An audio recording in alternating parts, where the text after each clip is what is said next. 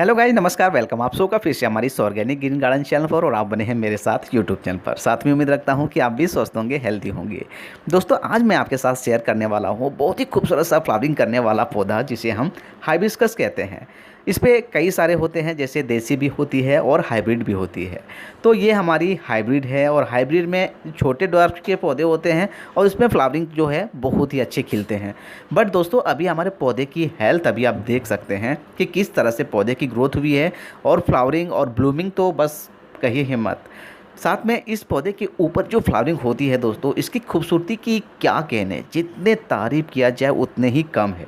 अगर आपके पास हाइबिस्कस हो और आप गार्डनर हो, तो आप समझ सकते हैं जब इसके ऊपर में जो फ्लावरिंग खिलते हैं और इसकी खूबसूरती जब हम देखते हैं तो दिल को कितनी ही सुकून मिलती है दोस्तों। तो बहुत ही सिंपल केयर मैं आपके साथ शेयर करूंगा, जो मैं अपने गार्डन में इम्प्लीमेंट मिलती है मुझे। देन मैं चाहता हूं कि वही इन्फॉर्मेशन आपके साथ शेयर करूं। और मैं ज़्यादातर इन पौधे को ऑर्गेनिक खाद ही दिया करता हूं। और अभी आप हमारे पौधे की ग्रोथ देख सकते हैं, और पौधे की हेल्थ भी आप देख सकते हैं कि कितनी ही अच्छी चल रही है, बहुत ही ज़बरदस्त ग्रोथ कर रही है। अभी बडिंग भी आप देख सकते हैं, कितने सारी बडिंग है। तो इस तरह से हर रोज़ 2, 3, 4 फ्लावरिंग आपके गार्डन में खिलेंगे, और उसकी खूबसूरती आपके गार्डन को 4 चांद हर दिन लगाएंगे। इसकी खूबसूरती कई गुना हमारे गार्डन को खूबसूरती को इजाफा करती है। तो दोस्तों, अगर ये वीडियो आपको पसंद आए तो इस वीडियो को लाइक ज़रूर करिएगा, और इस चैनल पे अगर आप नए होंगे तो प्लीज़ दोस्तों इस चैनल को सब्सक्राइब करिएगा, क्योंकि इस तरह की वीडियो मैं आपके साथ टाइम टू टाइम लेके आते रहता हूँ, जिसके लिए आपके लिए बहुत ही फ़ायदेमंद हो सकते हैं। तो चलिए अभी चैनल को सब्सक्राइब कर लीजिएगा, और वीडियो अगर पसंद आए तो ज़रूर आप लाइक करके जाइएगा। चलिए स्टार्ट करते हैं।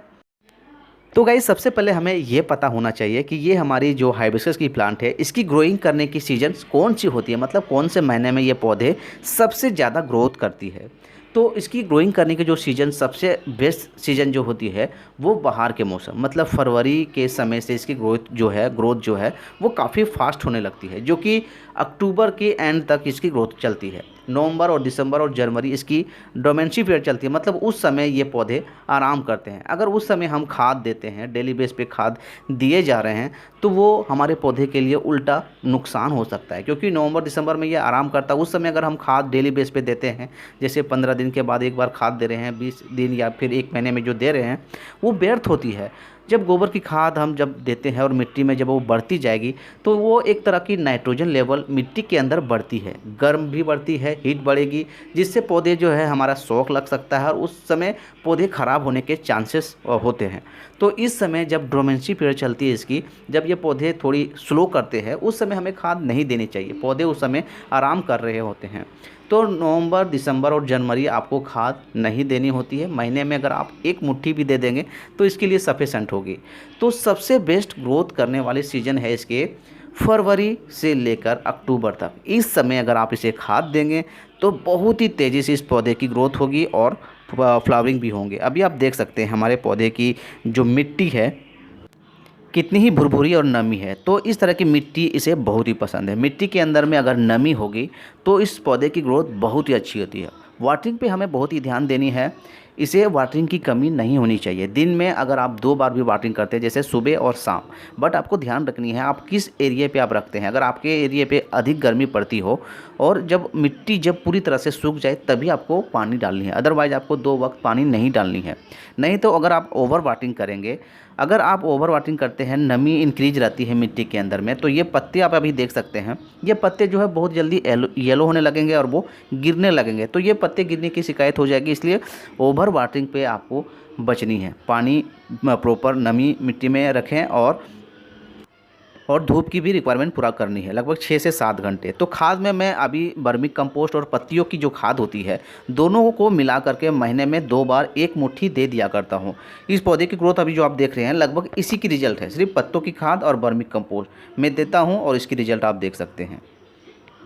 दूसरी जो है वो है लिक्विड कंपोस्ट। लिक्विड कंपोस्ट भी बहुत ही आसानी से आप बना करके आप इसे महीने में 2 बार दें तो बहुत अच्छी रिजल्ट मिलती है। बात करते हैं पेस्ट अटैक। पेस्ट अटैक तो उतने खास नहीं होता है, बट मिलीबग का काफ़ी अटैक देखा जाता है। ये आप देख सकते हैं, ये बडिंग में मिलीबग जो होती है, वो मिलीबग बहुत ही तेज़ी से इस पर लगती है, क्योंकि बाहर के मौसम जैसे फरवरी के मौसम अचानक मौसम चेंज होता है तो इन्वायरमेंट थोड़ी सी इसके अलग होने के वजह से मिलीबग जो है काफ़ी अधिक इस पे अटैक करते हैं। तो उस समय आपको नीम ऑयल का स्प्रे करना है। हर 7 दिन या 10 दिन के बाद आप एक बार स्प्रे करें। या फिर गाइज आप देख सकते हैं इस बडिंग के ऊपर में भी मिलीबग बहुत सारे लगते हैं। तो अगर आप अच्छी और भी रिजल्ट देखना चाहते हैं तो आपके पास जो स्प्रे बोतल होती है जिसे हम स्प्रे करते हैं उसे अच्छी सी एयर भर के थोड़ी तेज़ थ्रो स्प्रे करेंगे तो वो भी उससे भी मिलीबग आपको निकल आएंगे। मगर आपको जब भी थ्रो करनी है तो आपको लगातार 3 दिन 4 दिन आपको करने होंगे, तो इससे पूरी तरह से मिलीबग हट जाते हैं। मैं आपको चलिए एग्जांपल के तौर पे दिखाता हूँ कि किस तरह से मैं मिलीबग को हटाता हूँ। ये आप देख सकते हैं स्प्रे बोतल, इस पर जब हम वाटरिंग भरते हैं और स्प्रे करके इस तरह से थ्रो करेंगे, ये आप देख सकते हैं इस तरह से थोड़ी तेज़ थ्रो करनी है, वो धुल जाएंगे। तो ये लगभग 2-4 बार आपको करनी होगी और इससे आपको बहुत ही अच्छी रिजल्ट मिलेगी। क्योंकि जब हम पेस्टिसाइड इस्तेमाल करते हैं केमिकल वाली तो ये फ्लावरिंग के ऊपर भी लगते हैं तो उसकी थोड़ी फूलों की जो शेप होती है वो ख़राब होने लगते हैं। इसलिए अगर आपके 2-4 प्लांट हैं तो आप ये कर सकते हैं, या फिर आपको जैसे ईजी लगे आप करें। तो चलिए गाइज अब हम फर्टिलाइज़र के बारे में बात कर लेते हैं। खाद देने से पहले हमें मिट्टी को गुड़ाई करनी चाहिए, और गुड़ाई करके जब मिट्टी हम गुड़ाई करते हैं तो इस तरह से, और इसी मिट्टी को आपको इस तरह से ऊपर चढ़ाती जानी है। ट्रंक जो होती है इस तरह से ऊपर चढ़ा दें और इसे गुड़ाई करके आप 1 दिन पूरे फुल धूप में आपको छोड़ देनी है। पूरी तरह से मिट्टी को ड्राई होने देनी है। उसके बाद आपको शाम में खाद देनी है। जब भी आप फर्टिलाइज करते हैं, जब भी फर्टिलाइज़र आप डालते हैं तो आप शाम के वक्त में इसके चारों तरफ आप दे सकते हैं। ट्रंक को छोड़ करके चारों तरफ आपको खाद देनी है। सबसे पहले तो वर्मी कंपोस्ट आप महीने में 2 बार इस्तेमाल करें, उसकी रिजल्ट बहुत ही अच्छी मिलती है। ये आप देख सकते हैं हमारे पास वर्मी कंपोस्ट, मैं इसकी लिक्विड भी देता हूँ और इसकी खाद भी देता हूँ, और 15 दिन में 10 दिन में मैं 10 दिन में लिक्विड भी देता हूँ। तो अभी चलिए मैं आपको दिखाता हूँ कि किस तरह से मैं इसे ऐड करता हूँ। मिट्टी इस तरह से चढ़ा दी है और इसके चारों तरफ से हम जो हमारे पास ये वर्मी कंपोस्ट है इसे हमें दे देनी है। इस तरह से दे करके हमें मिट्टी को फिर से मिला देनी है, ऊपर नीचे करके अच्छी तरह से मिला करके हमें इस पर वाटरिंग कर देनी है। अगर आपके पास बनाना पील की लिक्विड होती है उससे भी इसमें पौधे में बहुत ही अच्छी तरह से फ्लावरिंग आते हैं, क्योंकि बनाना पील में पोटाशियम की भी अच्छे सोर्स है। तो आप इसकी बीच बीच में इसकी लिक्विड भी आप दे दिया करें। तो चलिए दोस्तों, कुछ केमिकल खाद के बारे में मैं आपके साथ शेयर करूंगा। वैसे इसे अधिक खाद की उतनी रिक्वायरमेंट होती नहीं है। केमिकल खाद सिर्फ ऑर्गेनिक खाद अगर आप देंगे तो इसके लिए बहुत ही अच्छी होती है। चलिए मैं आपको केमिकल खाद में आपको दिखाता हूं कि मैं कौन सी खाद यूज करता हूं, जो कि अभी हमारे पौधे में जो आप फ्लावरिंग देखे होंगे। ये आप देख सकते हैं सिंगल सुपर फास्फेट है। सिर्फ 1 चम्मच आपको लेनी है, सिर्फ 1 चम्मच। और इस पर हम ले लेंगे पोटासियम, जो गार्डनिंग शॉप में आपको बहुत ही आसानी से मिल जाएंगे।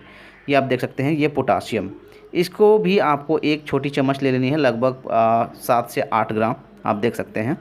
ये दोनों को सिर्फ ऐड करनी है और मिट्टी के ऊपर की सरफेस एरिया में ट्रंक को आपको छोड़ के दे देनी है चारों तरफ से, और मिट्टी को हमें फिर से मिला लेनी है। चलिए आपको दिखाता हूँ मैं किस तरह से हमें देनी है। इस तरह से हमें अच्छी तरह से मिला करके लगभग 8 से 10 ग्राम 1 चम्मच एक 10 इंच के गमले में हमें देनी है। इस तरह से सरफेस एरिया में ऊपर से फैला करके मिट्टी फिर से हमें इसे ऊपर नीचे करके वाटरिंग कर देनी है। और ये केमिकल खाद मैं सिर्फ महीने में 1 बार भी इस्तेमाल करता हूँ, सिर्फ महीने में 1 बार। क्योंकि अगर लगातार डेली बेस पे आप केमिकल खाद का इस्तेमाल करते हैं महीने में 2 बार, तो एक समय के बाद आपकी मिट्टी जो है वो ख़राब होने लगती है। मिट्टी के अंदर पानी सोखने की जो क्षमता होती है वो कम होने लगती है, जिसके कारण आपके जो हाइबिस्कस की प्लांट है वो कुछ समय के बाद हो सकता है कि फ्लावरिंग करना बंद कर दे या फिर सही फ्लावरिंग भी नहीं करे। इसलिए दोस्तों जितनी हो सके केमिकल खाद का कम यूज करें, और सिर्फ गोबर खाद, वर्मी कंपोस्ट और पत्तियों की खाद अगर आप देंगे तो पौधे की मिट्टी में जो होगी वो कार्बनिक पदार्थ की संख्या अधिक बढ़ती है, जिससे मिट्टी में नमी सोखने की क्षमता अधिक होती है। इससे उर्वरकता जो शक्ति होती है, मिट्टी की जो पावर शक्ति होती है वो बढ़ती है। एक बात दोस्तों, केमिकल खाद पौधों को बहुत तेज़ी से बूस्ट करती है, फ्रूटिंग भी अच्छी होती है, फ्लावरिंग भी होती है, बट पौधे की जो लाइफ होती है वो बहुत ही कम होती है। एक समय के बाद पौधे जो है इसकी हो सकता है कि आपके पौधे सूख जाए, या फिर फ्यूचर में आपके पौधे ग्रोथ सही तरीके से नहीं हो पाएंगे, या डेड भी हो सकते हैं। इसलिए ज़्यादा हमें फोकस करनी चाहिए ऑर्गेनिक खाद पे। इससे पौधे की लॉन्ग लाइफ होती है, पौधे हमारे पास काफ़ी दिनों तक टिक सकते हैं, और फ्लावरिंग भी जो करते हैं वो काफ़ी दिन तक टिके रह सकते हैं। ये अभी आप देख सकते हैं हमारे पास किस जगह पे मैं प्लेस करके रखा हूँ। यहाँ आप देख सकते हैं छोटी सी शेड है और यहाँ पे लगभग दिन के 6 घंटे की इसे धूप मिल रही है। तो धूप की पूरी ख्याल रखें। हाइबिस्कस की प्लांट धूप को बहुत ही रिक्वायरमेंट है। धूप अगर सही देंगे तो पौधे की फ्लावरिंग भी अच्छी होंगे, ग्रोथ भी होंगे और इसकी हेल्थ भी अच्छी होगी। तो गाइज आई होप कि ये इन्फॉर्मेशन आपको अच्छी लगी होगी। पसंद आए तो इस वीडियो को लाइक और चैनल को ज़रूर सब्सक्राइब करके जाइएगा। मिलते हैं किसी नए टॉपिक के साथ, नई वीडियो के साथ। तब तक के लिए goodbye and see you and take care.